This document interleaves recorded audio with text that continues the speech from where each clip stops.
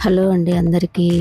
బ్రాహ్మణ భోజన ప్రియ ఛానల్‌కు స్వాగతం. బెండకాయ ఫ్రై మనము పప్పుచారుకు కానీ, సాంబారుకు కానీ, ఓన్లీ పప్పుకు కానీ, సైడ్ డిష్‌గా చేసుకునే ఫ్రై ఎలా చేయాలో ఇక్కడ చూద్దాము. ఫస్ట్ బెండకాయలన్నీ క్లీన్‌గా, నీట్‌గా కడుక్కొని ఇలా పొడవుగా కట్ చేసుకొని పెట్టుకోండి. రౌండ్‌గా కట్ చేసుకుంటే ఈ ఫ్రైకి బాగుండదు. తర్వాత ఒక ప్యాన్‌లో కొంచెం ఆయిల్ తీసుకొని తిరువాత గింజలు ఏమి వేయొద్దండి. కొంచెం కరివేపాకు, ఈ బెండకాయలు వేసి కొంచెం పసుపేసి ఫ్రై చేస్తూనే ఉండాలి. మధ్యలో మధ్యలో కొంచెం కలుపుతూ ఉండండి. మనకు అప్పుడే ఫ్రై అయితే తెలుస్తుంది. మనకు కొంచెం క్రిస్పీగా అవుతూనే మనం అప్పుడు కొంచెం సాల్ట్ వేసుకోవాలి. సాల్ట్ వేసుకున్నాక అలాగనే రుచికి తగినంత సాల్ట్ వేసుకున్నాక కొంచెం మళ్ళీ ఒక 2-3 మినిట్స్ ఫ్రై చేసుకొని స్టవ్ ఆఫ్ చేసేయండి. తర్వాత మనకు కావాల్సిన కారం యాడ్ చేసుకోవాలి. లేదు అంటే మీ దగ్గర కూర కారం ఉంటే కూర కారం కూడా వేసుకోవచ్చు.